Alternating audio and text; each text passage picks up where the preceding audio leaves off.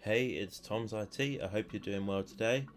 I've got a very short, easy video for you today.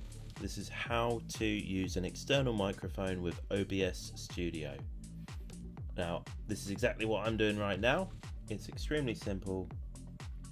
You just need to go into settings here. I've opened OBS Studio and I'm going to go to audio, and then here, this is the microphone that I'm using, Samsung Meteor mic. So you need to just select that here.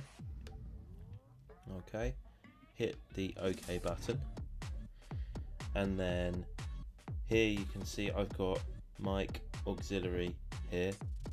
Just need to make sure that that's showing, and this is the settings for this input, so I can change the input volume here, and that's it.